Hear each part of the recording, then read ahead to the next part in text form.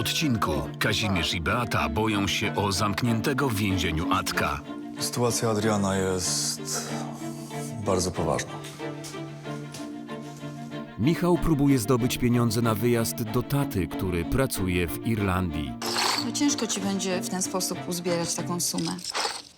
Ale ja nie mam nic więcej.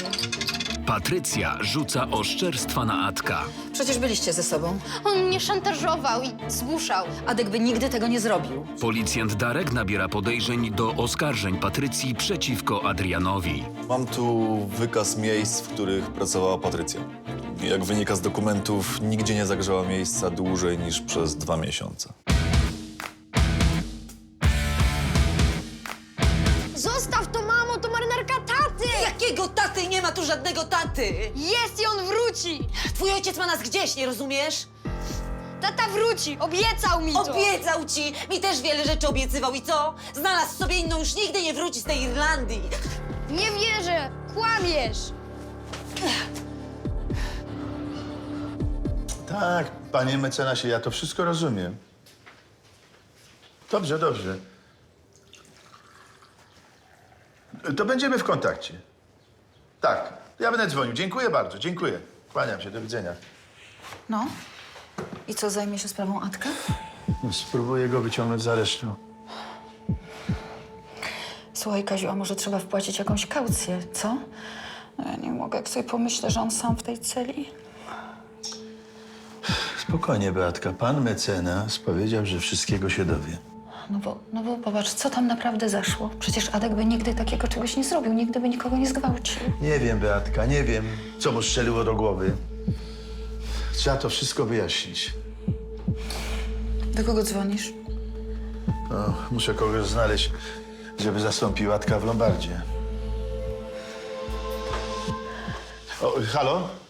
No, cześć Jacek. Słuchaj, czy ty mógłbyś jeszcze przyjść tutaj do nas do pracy? No, bardzo mi zależy. Aha. Masz robotę. Angela. A Angelika? Ma badania kontrolne. Niech nie odwołuje. Wiesz, ile się czeka na wizytę? Nie. Damy sobie radę. W porządku. Dobrze. To dziękuję bardzo, dziękuję. No, kłaniam się, cześć. Wiesz co, Kaziu, ja pójdę. Pójdę, no przecież kiedyś prowadziliśmy razem Lombard. A ty proszę wyciągnij Adka z aresztu. Nie denerwuj się, będzie dobrze. Adek zawsze się podobał dziewczynom. Umiał je podejść, nie musiał niczego robić na siłę. Dlatego trudno mi było uwierzyć w ten gwałt. Co jest, młody? Co? Nagła ewakuacja? Na z góry opatrzone pozycje? Nie, mamy tylko wypadło. Wypadło.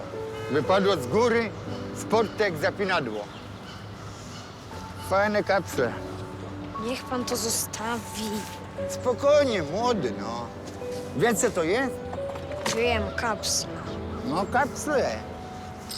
Nie jeden wyścig pokoju nim rozegrałem. Pomogę ci, co?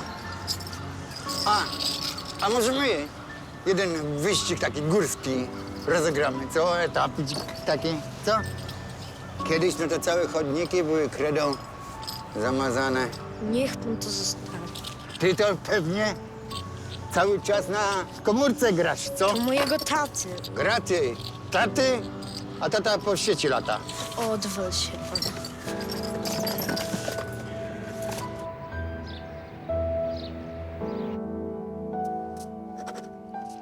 Proszę, pański dowód. A to o was? Nie, A tu napisali, że o was. O, zaufałam mu, a on mnie zgwałcił. nie. Proszę podpisać. I wywiad jest z tą... No właśnie z tą.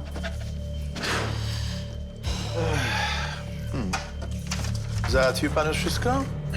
No to żegnamy uprzejmie i zapraszamy po odbiór. Słyszałem. Wiedziałeś? Od razu z tym poleciała do gazety. Wiadomo, przecież szukają sensacji. Wyrzuć to w cholerę. Nie denerwuj się, no. Zawsze się bałem, że Adek się w końcu doigra. Szkoda tylko, że z robotą się tak nie uwijał, jak z dziewczynami. Pomogę ci.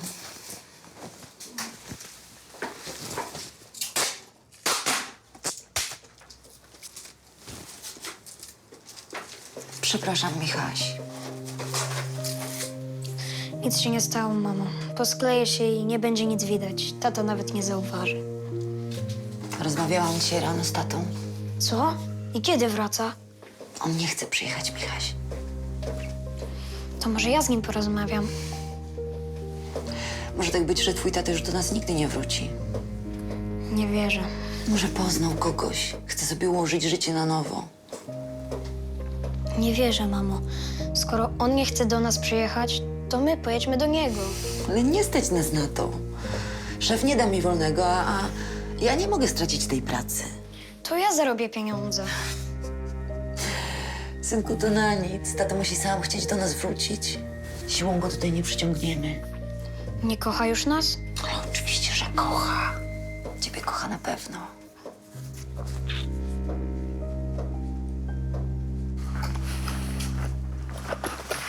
Beatka, No, to ja jadę do tego mecenasa. Dobra. A ty jakbyś miała jakieś problemy z klientem, to powiedz, żeby przyszedł później, dobra? dobra. No to pa. Pa, kochanie, pa. Będzie dobrze, nie denerwuj się. O, to pan. Dzień dobry państwu. No, czy coś już wiadomo? Co z naszym synem? Nie mogę nic mówić. Przyjechałem tylko zabezpieczyć monitoring. Czyli zabiorę nośnik i rekorder. Jak to? To my mamy zostać bez monitoringu? No chyba poradzicie sobie przez te kilka dni. No, a jak się w międzyczasie coś wydarzy, to co wtedy? Kaziu, lepiej zostać bez monitoringu niż bez syna. No, ale przecież dostaliście płytę z nagraniami. No właśnie, i tam są nagrane tylko 2 godziny przed gwałtem. No przecież nie było żadnego gwałtu, ludzie, no. Beatka, Ktoś mógł przy tym majstrować?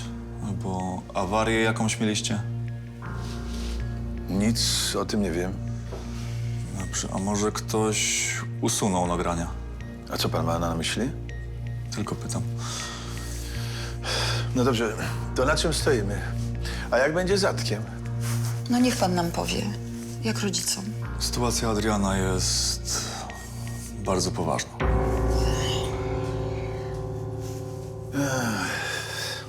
Halo? Tato? Cześć. Ty nie w pracy? Cześć, Michaś. Mam wolne. Stęskniłem się za tobą. Ja za tobą też, tato. Bardzo.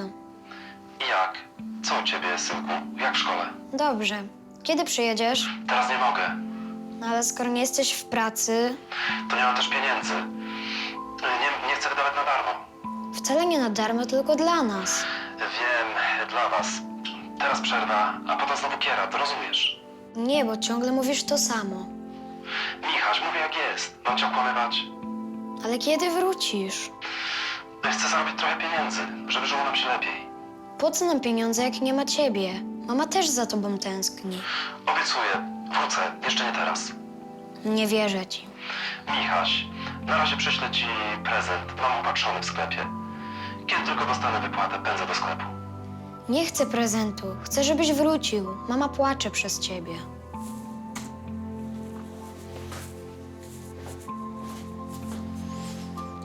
Nie płacz, mamo. Tato do nas wróci. Obiecuję ci to.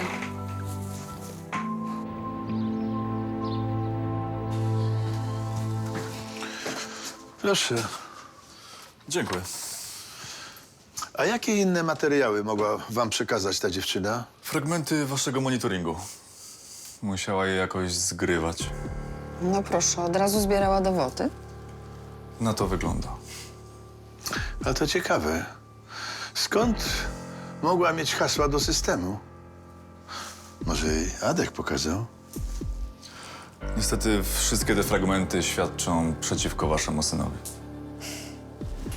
No to powinno być od razu podejrzane. Tak, ale prokurator jeszcze o niczym nie przesądził. Dlatego przyszedłem po nośnik, no i musimy zbadać, czemu nagrały się tylko 2 godziny. System musiał działać, bo dziewczyna z czegoś przecież zgrywała materiały. Wie pan, ale to bez sensu.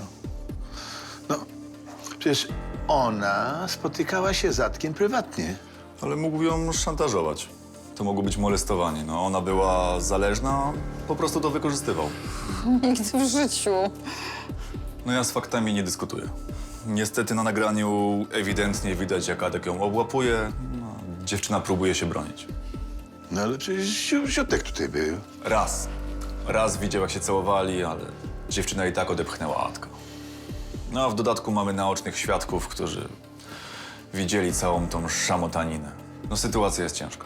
No niech pan nas nie straszy. Pan sobie naprawdę nie wyobraża, co my przeżywamy. Przykro mi. Do widzenia. Widziałeś? No dobra, wiecie, to ja jadę do tego prawnika. No jedź. Ale zamontuj do kamer tę starą nagrywarkę, wiesz? Żebyśmy mieli na wszelki wypadek jakieś zabezpieczenie. Masz rację. Dobra. Z tym monitoringiem to coś mi od razu nie pasowało. To wszystko było jakieś grubymi nićmi szyte. No bo skąd czarne dziury w nagraniu? W czasie nieobecności Kazimierza w Lombardzie zjawił się Michał. Chłopiec postanowił zastawić pamiątki po tacie. Pomogę ci. Chciałbym to zostawić. Ile mogę dostać? A powiedz mi, co to jest? Te 2 medale to tato dostał, jak grał w piłkę w juniorach na zawodach ogólnopolskich. Pięknie. Tu puchar za pierwsze miejsce w turnieju wojewódzkim. Był wtedy kapitanem. A nie będzie tacie tego szkoda? I już nie gra. Mam jeszcze kolekcję kapsli. Ile za to dostanę?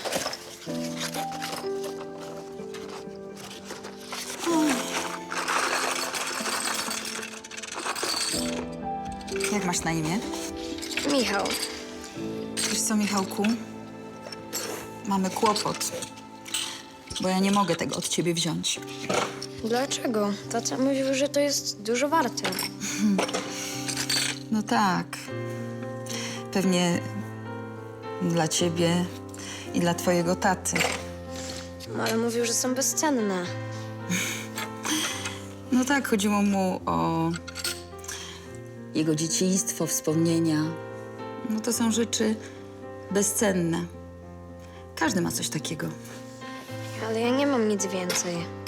Nie, no na pewno masz coś, czego nie można kupić, a jest dla ciebie bardzo ważne, co? Tata jest bezcenny, ale jego tu nie ma. Wzruszył mnie ten chłopiec. Adek w jego wieku też był taki sam. No a teraz siedzi sam gdzieś tam w celi. A na co zbierasz, powiedz? Na bilet do Irlandii. Chcę pojechać do taty. A mama? Nie ma pieniędzy. On nie wraca, a ona bardzo za nim tęskni. Ja też. Och, wiesz co? No ciężko ci będzie w ten sposób uzbierać taką sumę. To co mam zrobić? Po pierwsze, musisz mieć naprawdę coś cennego, a po drugie musisz przyjść tu z mamą, bo jesteś niepełnoletni. Ale ja nie mam nic więcej. Słuchaj, a może poszedłbyś na jakiś plitarg albo giełdę? Tam ludzie sprzedają różne rzeczy. Może znajdziesz jakiegoś amatora? No może, pomyślę.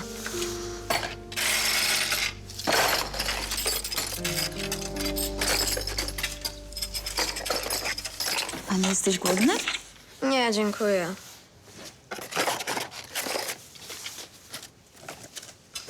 Michał,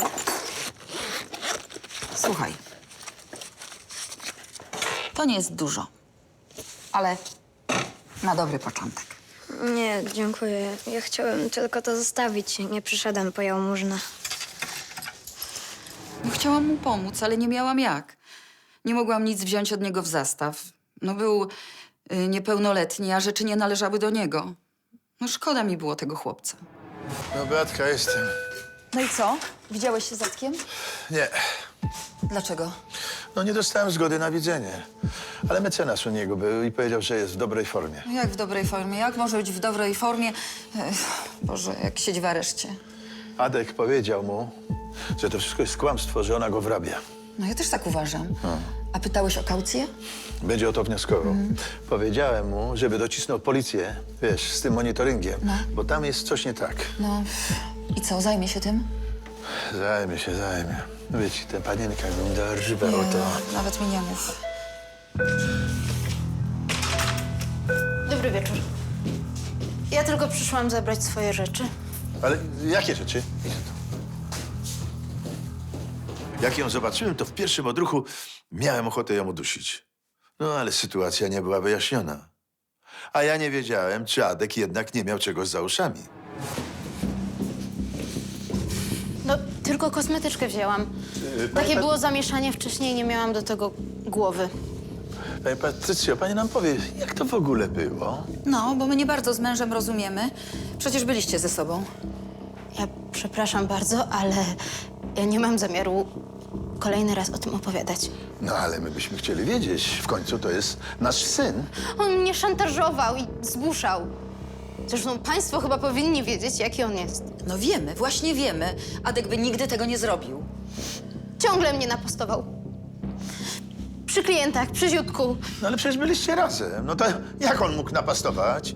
Proszę pana, jak ja sobie nie życzę, to jest napastowanie. No, to trzeba mu było zdecydowanie powiedzieć, że pani sobie nie życzy. To on by przestał. No nie przestałby. A ja nie chciałam stracić pracy. To mogła pani do mnie przyjść i mnie to wszystko powiedzieć. Ale on mówił, że to wszystko już jest jego i że to on decyduje. Bronicie go. A powinniście się wstydzić. No nie wierzę, ja po prostu nie wierzę. A jak mu w końcu powiedziałam, nie, to się od razu na mnie rzucił. I to przy ludziach. Zaraz. Ale jak ktoś chce kogoś zgwałcić, to chyba raczej tak na uboczu, a nie przy ludziach. Ale przecież to jest zapis monitoringu, tak jak wybiegł za mną z biura. Wszystkie hamulce mu puściły, w ogóle nie miał skrupułów. To chyba tobie hamulce puściły. Kto tu nie ma skrupułów? Do widzenia. Tak, moja noga już tutaj więcej nie Do postanie. widzenia, pani. Nie wiedziałem, co o tym wszystkim myśleć. Nie chcieliśmy wypytywać bardziej tej dziewczyny, bo sytuacja była niezręczna. I tak nie powiedziałaby nam nic więcej niż to, co powiedziała policji. Beatka, zbieramy się. Już idę. Wiesz co? No, Trzeba by to jutro posprzątać. dobra, sprzątnę.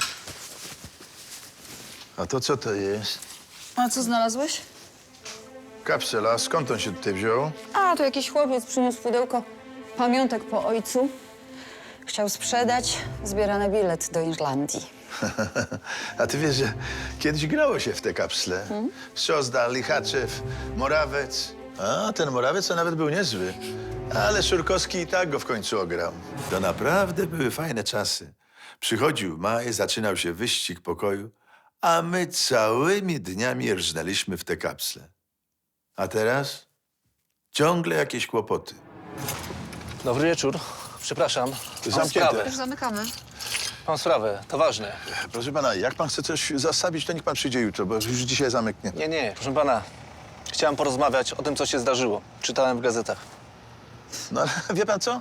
To jest nasza prywatna sprawa. Niech pan odejdzie, dobrze? Spokojnie, proszę pana. Chcę pomóc. Nazywam się Gajda. Jestem biznesmenem. Czy to ta dziewczyna? To jest oszustka, proszę pana. Miałem niedawno takie samo zajście z tą dziewuchą. To jest oszustka. Poważnie? No, poważnie. To proszę, niech pan wyjdzie. Dziękuję.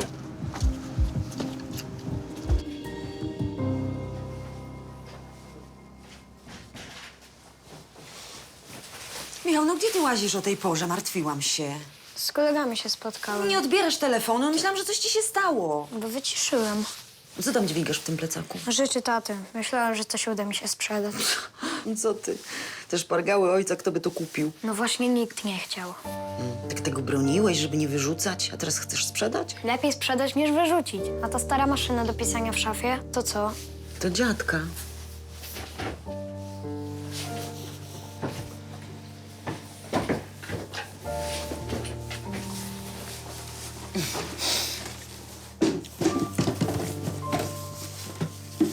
Jest coś warta?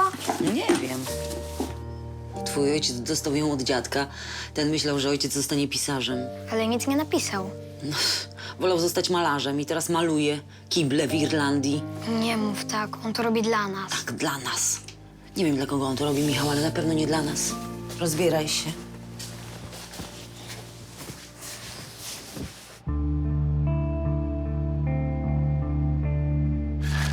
I ona też u pana pracowała? No wie pan, akurat szukałem kogoś. No i pojawiła się ona. Ładna, zgrabna, miła. No i od razu się zaczęła do mnie przystawiać. No, a krew nie woda. No. Pomijmy szczegóły, ale to zimna, wyrachowana dziewczyna. No, ale chyba pan też nie był bez winy, co? No niby tak, podobnie jak i państwa syn. No wie pan, Adek zawsze miał słabość do dziewczyn. Z początku mówiłem jej, że to nie ma sensu, że mam rodzinę, żeby dała sobie spokój. Ale do niej to nie docierało. Aż w końcu uległem i wykorzystała moment. No to i pana też nagrała? Pewnie tak jak i państwa syna. Na początku kusiła, chodziła, była miła, aż w końcu przy klienta wykorzystała moment. No i zaaranżowała to tak, że wyglądało na gwałt. No a ja stałem jak ten głupi. Zaczęła krzyczeć, uciekać, piszczeć. Nawet do tego stopnia się posunęła, że podrapała twarz. No wie pan, u nas było identyko, podobnie, no. Dlatego przyszedłem. Jak tylko przeczytałem w gazetach, od razu skojarzyłem, że to musi być ona. O, bardzo panu dziękujemy. Musi pan to wszystko powiedzieć na policji. Proszę pani, naprawdę nie mogę. Naprawdę nie mogę. Mam rodzinę, dzieci, żonę. Jakby to wyglądało. Prowadzę poważną firmę. Proszę o dyskrecję, naprawdę. Proszę pana, no to po co pan przyszedł, no? Żebyście państwo wiedzieli, z kim macie do czynienia. Żeby ona już więcej nikogo nie krzywdziła. No a jak pan się z tego wywinął? Zapłaciłem jej. Zapłaciłem jej 100 000. Na tyle wyceniła sobie swoje milczenie. I co? I tak sama sobie zażądała te 100 000? Oczywiście, że tak. Prosto z mostu. Od razu. Od nas niczego nie chciała. Zrobiła aferę i od razu poleciała do gazet. O. Rozumiałem faceta, że nie chciał zeznawać.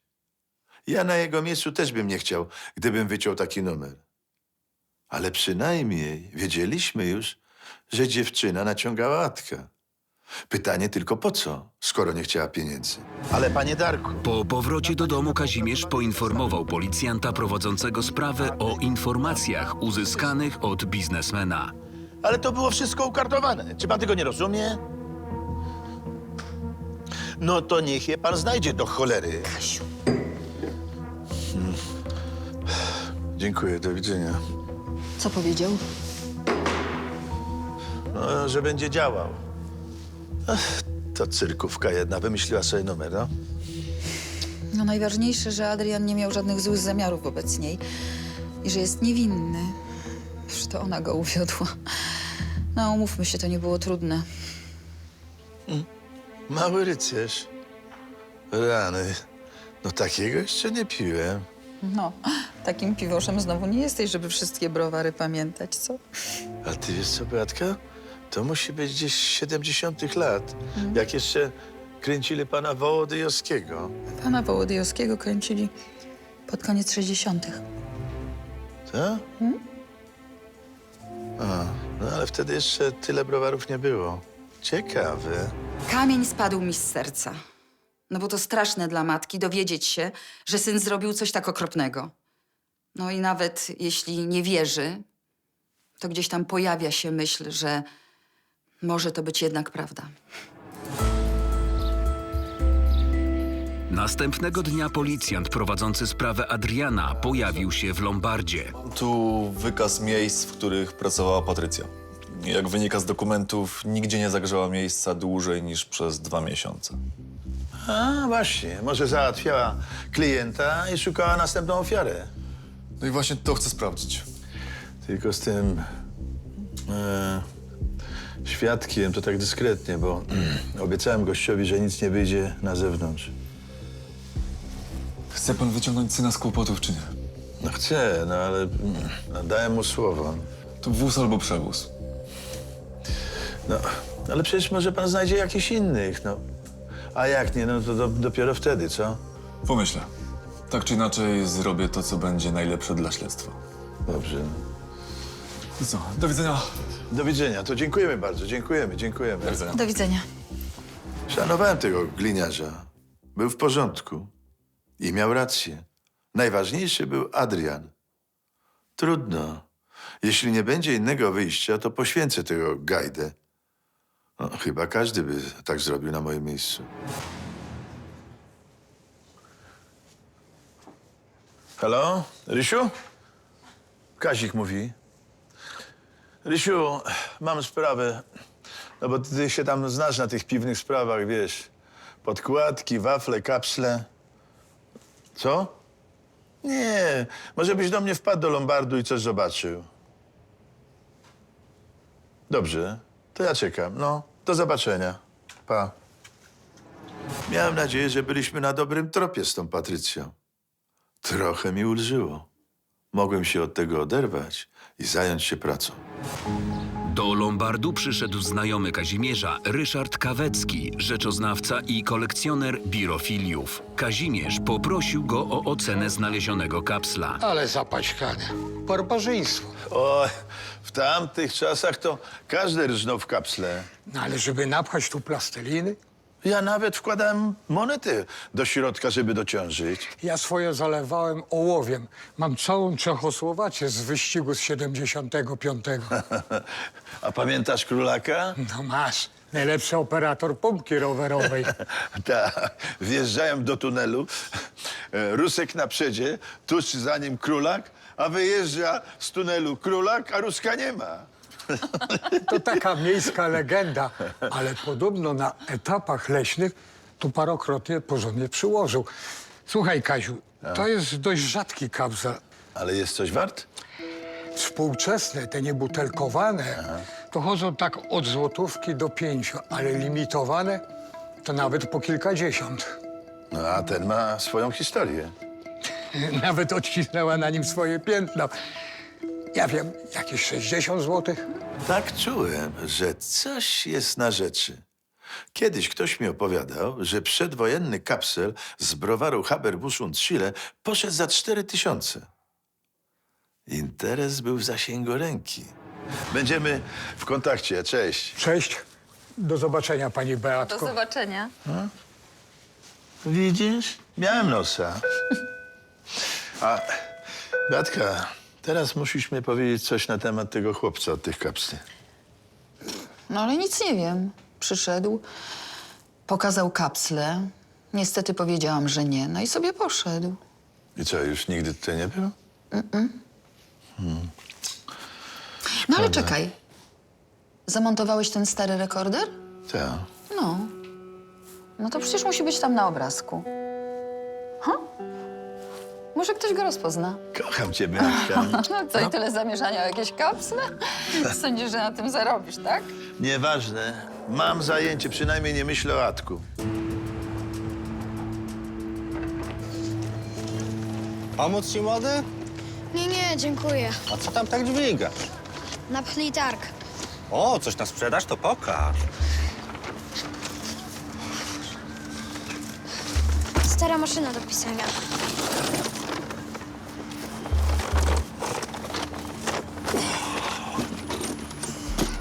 Fajna. Ma ze 100 lat. To mojego dziadka. Jakby z pierwszej ręki. Ile za nią chcesz? 800 złotych.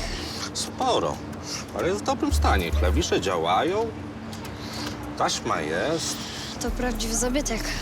Widzę. Słuchaj, dam ci za nią 650 złotych od ręki. I nie będziesz musiał bujać się na żaden targ. Serio? Będziesz stał, czekał na klienta, zmarzniesz, nadźwigasz się z powrotem. A ja mam czas, kontakty. Jeszcze na niej zarobię. Dobra. No to, Zgoda. no to chodź, wrzucę ją do samochodu i się rozliczymy.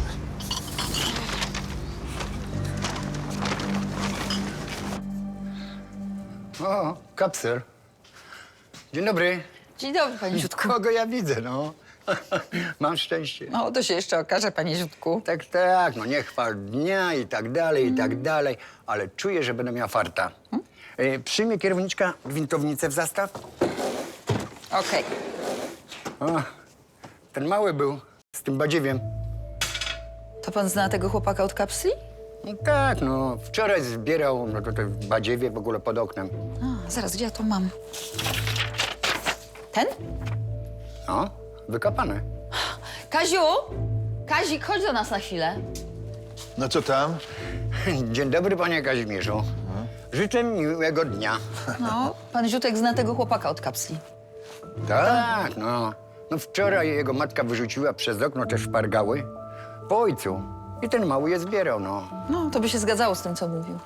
To co, gdzie on mieszka? No niedaleko, no. Warto żyć dobrze z ludźmi. To się w sumie wszystkim opłaca. Ja pomogę Ziutkowi, Ziutek mnie, ja chłopcu, a i sam zrobię interes.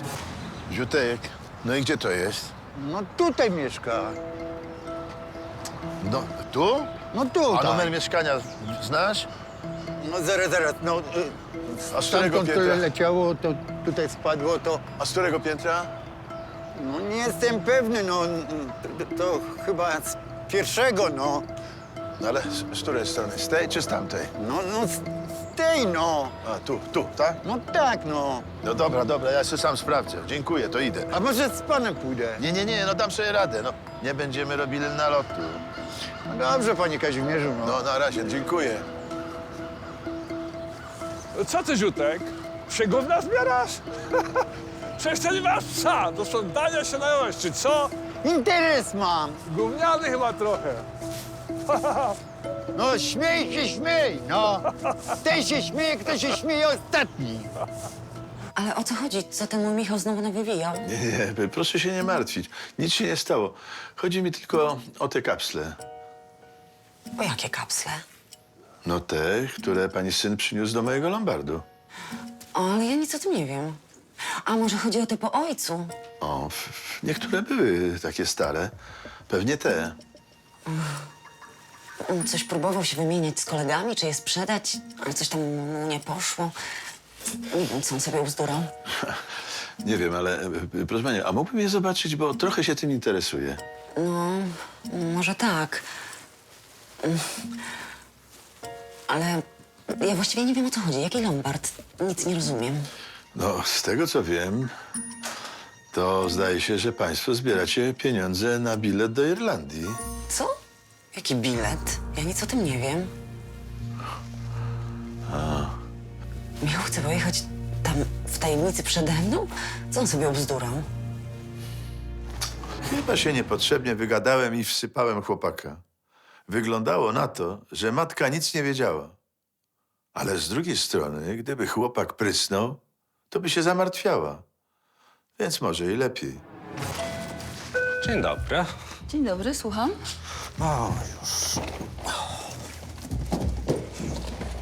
Takie cudeńko przyniosłem. No. Historyczna, z bogatą przeszłością. Maszyna do pisania. Unikatowy egzemplarz, ale kolegę dopadła niemoc twórcza i prosi, abym spieniężył. No, rozumiem, że pan chce sprzedać, nie zostawić w Z zastawie. wielkim bólem serca, ale niestety. No wie pan, mamy już jedną taką maszynę. Leży u nas parę miesięcy, jakoś nie ma powodzenia. Ale to nie jest zwykła maszyna. Potem na niej sam Adam Mickiewicz napisał Pan Tadeusza, a nawet trylogię. Dobra. Musiałabym zobaczyć, po ile coś takiego chodzi na mieście. Wie pan, to jest sprzęt dla pasjonatów. No właśnie, kolega pasjami pisał na niej te wiersze i kryminały. Pewnie jest moc. Mogę wziąć w zastaw za 150. Zastaw? Ale kolega stracił talent bezpowrotnie i chce ją po prostu sprzedać. No, jeśli pan chce sprzedać, to też za 150. Stawia mnie królowa pod ścianą. Ale trudno. Może ktoś napisze jeszcze na niej co dobrego. Dobra. No i co, nie wyszłam z wprawy. Nie dałam się zbajerować, a ta maszyna była naprawdę w dobrym stanie i byłam pewna, że uda mi się na nią znaleźć kupca za dobre pieniądze. I Michał naprawdę mówił, że zbiera na bilet do Irlandii? Chcę polecieć do taty. Mąż pojechał tam do pracy. A dawno? 2 lata. Tęskni za nim. A pani pewnie też. Mówi, że nie ma pieniędzy, żeby przyjechać. No, może tak być. Nie każdemu na zachodzie się udaje. To tylko pretekst. Prawda jest taka, że po prostu nie chce do nas wrócić. Boże święty, co się stało?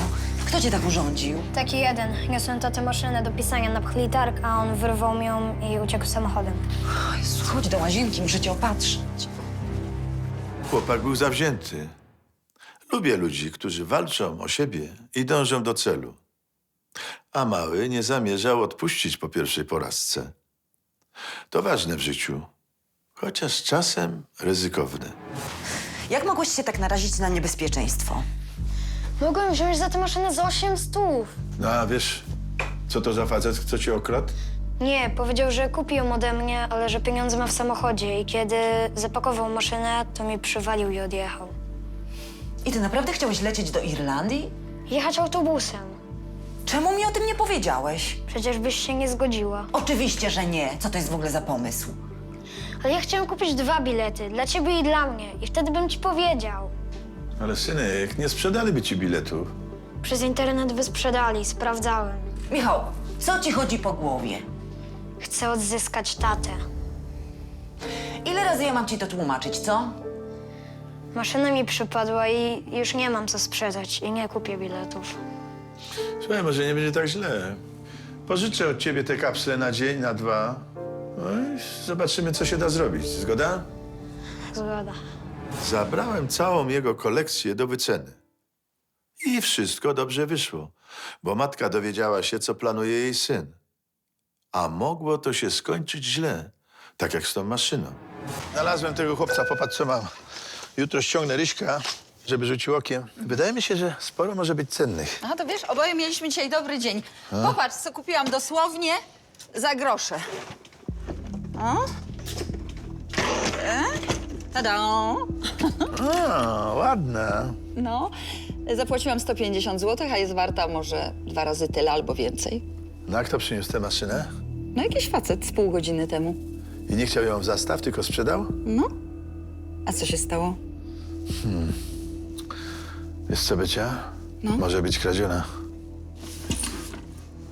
To był szczęśliwy zbieg okoliczności. Zadzwoniłem do tej kobiety, żeby przyszła z synem i sprawdziła, czy to przypadkiem nie jest ich maszyna.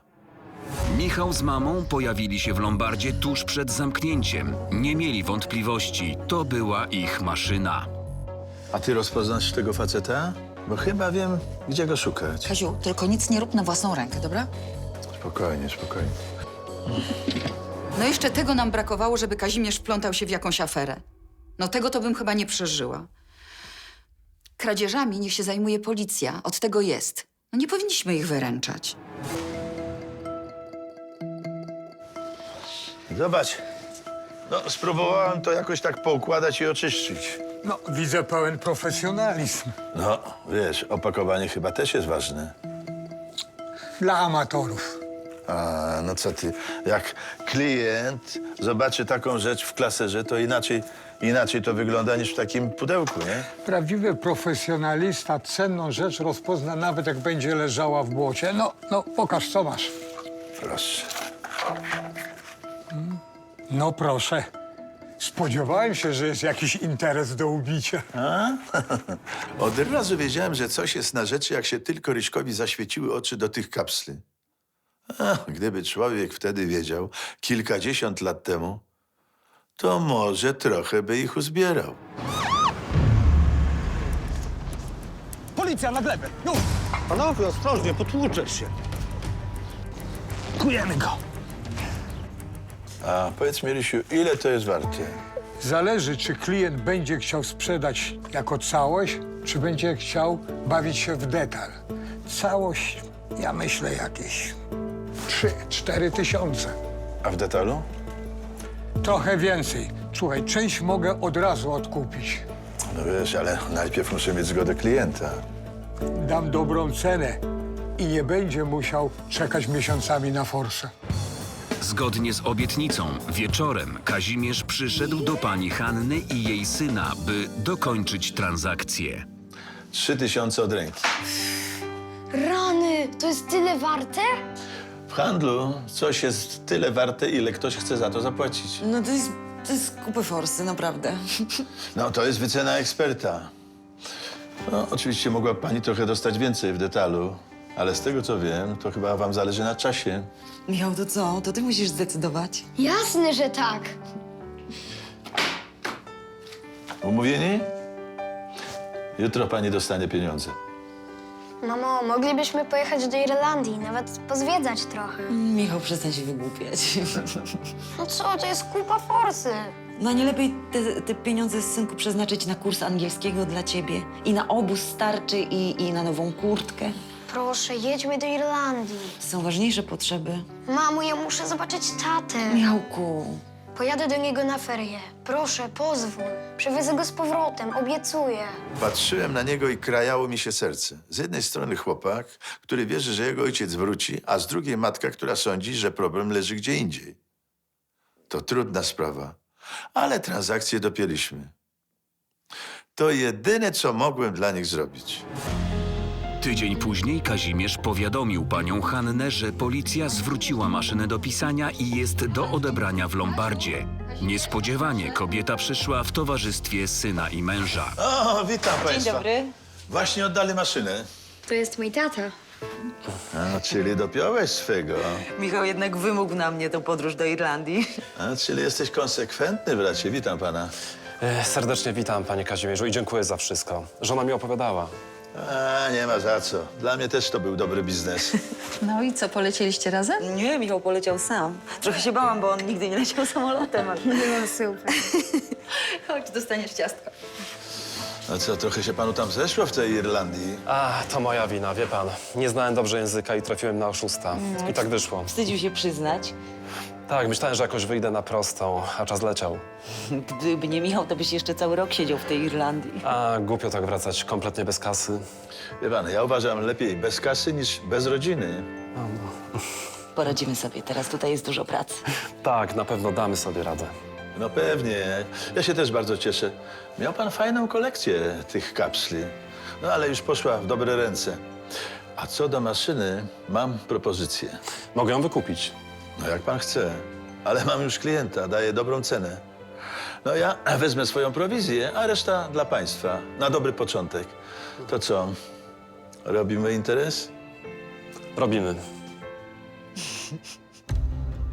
Podkomisarz Wijas obserwował dziewczynę, która oskarżyła Adriana o gwałt. Jej intencje budziły coraz większe wątpliwości. Cześć, Darek Wijas z tej strony. No gdybym nie miał, to chyba bym nie dzwonił, tak? Słuchaj, musimy postarać się o podsłuch dla Ryżego. No, na wczoraj. Aha, i dla tej dziewczyny, Patrycji. Tej od gwałtu w Lombardzie. No, dla niej to samo. Mam wrażenie, że Ryży miał coś wspólnego z całą tą aferą. No, dobra, dzięki. W następnym odcinku uzbrojony pijany mężczyzna stwarza zagrożenie. O Boże! Krycie! Policjanci próbują zmusić Jacka do współpracy. Zrobisz tam wyjście na szprycę. Mowy nie ma. Mam na ciebie tyle kwitów w sprawie śmierci na tym cmentarzu, że wystarczy na współudział. Marta przyłapuje Lolka na pocałunku z Lilką. Olek! Więcej informacji o serialu na naszej stronie, na Facebooku i Instagramie.